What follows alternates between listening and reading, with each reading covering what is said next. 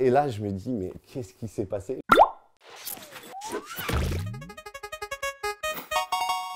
Mon pire beat s'est déroulé en 2007. C'est une année où j'ai sorti ma chanson Ce soir tu vas prendre. Gros buzz d'internet, buzz Dailymotion à l'époque, ça n'existait pas encore YouTube. Et tout d'un coup, tout le monde veut que j'aille faire l'humoriste sur son plateau télé. Il y a une émission qui me contacte qui s'appelle Le Grand Journal à l'époque et qui me disent voilà, on veut vraiment te recruter, tu fais ce que tu veux, t'es notre nouvelle star, on va te propulser. Moi j'ai la prod du spectacle derrière qui me dit putain les gars c'est un tapis en or qu'ils nous font. Et je dis ok, ils me disent bon on va préparer, je te promets on va t'annoncer en grande pompe à la rentrée. C'est Deniso à l'époque, qui était le présentateur du Grand Journal. Deniso qui est un super gars, qui est hyper cool, qui est adorable, qui est un grand animateur, mais si tu t'écroules à côté, il va pas rire pour essayer de t'aider. Donc rentrée 2007 du Grand Journal, tout le monde regarde, ça faisait des audiences je crois de 3-4 millions. Invité de prestige, Vanessa Paradis qui sort d'un gros succès au cinéma et qui vient présenter son nouvel album. Avec Anthony, on dit ce qu'on va faire, c'est que les gars, on va faire une chanson sur le plateau du Grand Journal devant Vanessa Paradis. Je vais lui chanter l'amour à 2, l'amour à 3, l'amour à 4.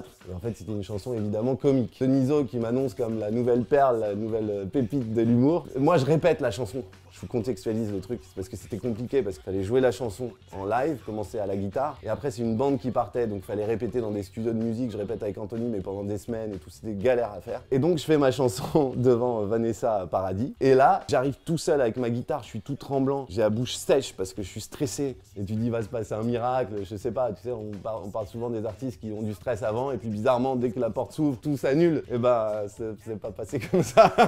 Et j'arrive face à Deniso et Vanessa Paradis qui sont comme ça. Tous les chroniqueurs du Grand Journal qui sont comme ça. La foule, les gens comme ça, tu sais, le plateau avait 2 plateaux avec du monde comme ça. Je commence à gratter, mais tu sais, ça sort pas bien, ça fait gring, ça fait pas un gling, ça gratte pas, j'étais pas dans les temps alors que j'avais répété et tout. Et frère, pas un rire. 3 minutes, c'est long hein, en télé, 3 minutes sans rire. Et t'as Deniso qui me regarde comme ça.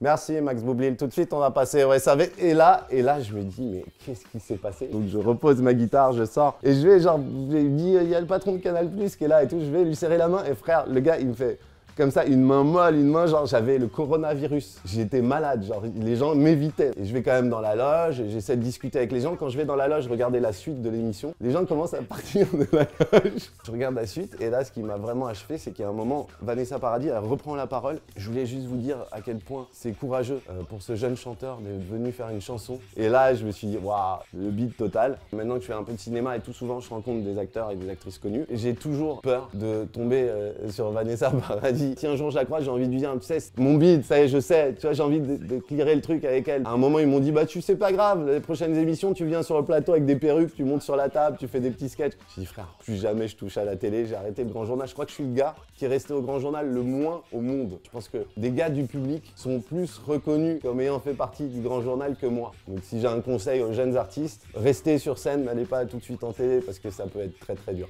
Voilà, ça peut faire mal au cul. J'ai des larmes froides qui coulent dans mes yeux. Mais bon, ça forme, ça permet d'avoir envie de se foutre en l'air, quoi, tout simplement. Et de se dire pourquoi faire ce métier. Voilà, ça fait partie de mes pires bides.